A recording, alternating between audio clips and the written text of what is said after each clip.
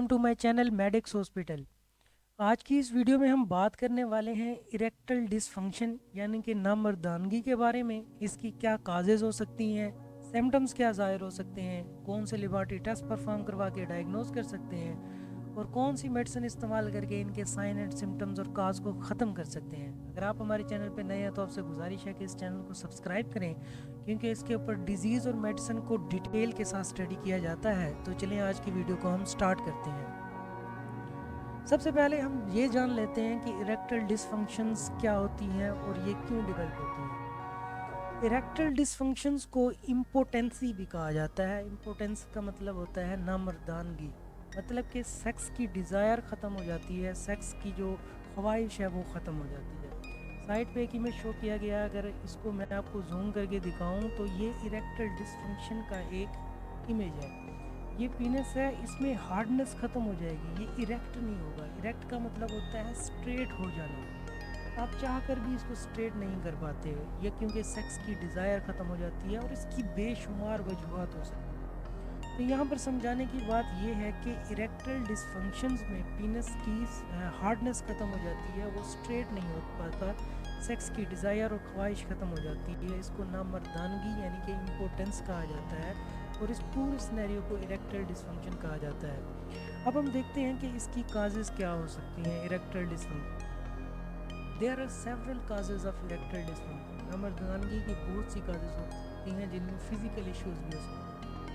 Masturbation एक major cause माना जाता है इरेक्टल डिसफंक्शन का। इसके अलावा मुख्तलिफ डिजीज़ भी हो सकती है, जिनमें हार्ट डिजीज़ हो सकती है, high cholesterol, high blood pressure की वजह से, डायबिटीज़ की वजह से, ओबेसिटी मोटापे की वजह से, स्मोकिंग की वजह से ये डिजीज़ होती है।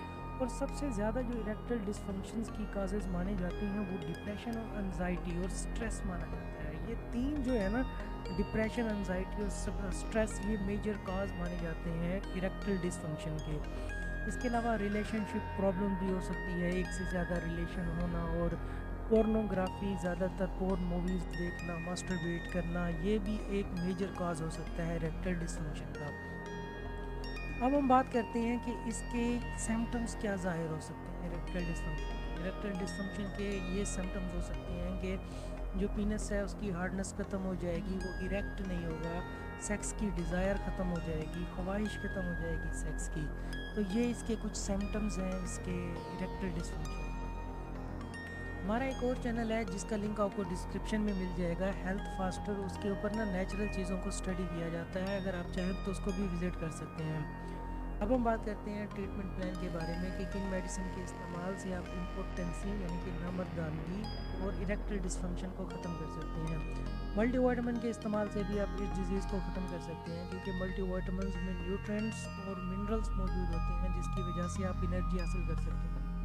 डेली एक्सरसाइज से टेस्टोस्टेरोन लेवल को बूस्ट किया जा सकता है, जिसकी वजह से आप इस डिजीज़ के साइन एंड सिम्टम्स और कॉज को ख़त्म कर सकते हैं। स्मोकिंग को आप स्टॉप कर दें, स्मोकिंग की वजह से ये डिजीज़ होती है। इसके अलावा आप अपनी डाइट अच्छी रखें जिनमें विटामिन्स की और मिनरल्स की कंसंट्रेशन ज़्यादा हो, प्रोटीन का ज़्यादा इस्तेमाल करें। स्टॉप मास्टरबेशन, मास्टरबेशन को ख़त्म कर दें, ये भी एक मेजर कॉज माना जाता है इम्पोर्टेंसी का, नामर्दानगी का। अब हम बात करते हैं मल्टीविटामिन्स के बारे में कि मल्टीविटामिन्स इस्तेमाल करके आप इम्पोर्टेंसी को ख़त्म कर सकते हैं, क्योंकि ये हमारे मूड को बूस्ट करते हैं, एंजाइटी को, डिप्रेशन को ख़त्म करते हैं, क्योंकि एंजाइटी भी एक मेजर काज हो सकता है इम्पोर्टेंसी इरेक्टल डिसफंक्शन का। ये हमारी शॉर्ट टर्म मेमोरी को भी इम्प्रूव करते हैं और हमारे मसल्स को स्ट्रेंथ प्रोवाइड करते हैं। पीनस के मसल्स को स्ट्रेंथ प्रोवाइड करेंगे, जिसकी वजह से जो इरेक्टल डिसफंक्शन की प्रॉब्लम्स हैं वो ख़त्म हो सकती हैं। अब हम बात करते हैं कि कौन से विटामिन्स और मिनरल्स की सिरप टैबलेट फॉर्म में अवेलेबल होती हैं। इनमें पोलीबियोन शामिल हैं, ग्लूकोजाइन, जो कि दिन में 3 बार आप यूज़ कर सकते हैं। इसके अलावा वाइडेलाइन टैबलेट फॉर्म में भी आती हैं, सिरप फॉर्म में भी आती हैं, ये इस्तेमाल कर सकते हैं दिन में 3 मरतबा अपने जिसम के अंदर, बॉडी के अंदर विटामिन्स और मिनरल्स की कमी को पूरा करने के लिए। अगर आप कैप्सूल फॉर्म में इस्तेमाल करना चाहते हैं तो कैमवेट और फिलिबियोन शामिल हैं, जो कि कैप्सूल फॉर्म में ईजिली अवेलेबल है। ये भी दिन में आप एक बार इस्तेमाल करके अपनी विटामिन्स और मिनरल्स की कमी को पूरा कर सकते हैं और इरेक्टल डिसफंक्शन के काज और इसकी जो साइन एंड सिम्टम्स हैं उसको ख़त्म कर सकते हैं। अगर आप हमारे चैनल पर नए हैं तो आपसे गुजारिश है कि इस चैनल को सब्सक्राइब करें, क्योंकि इसके ऊपर डिजीज़ और मेडिसिन को डिटेल के साथ स्टडी किया जाता है।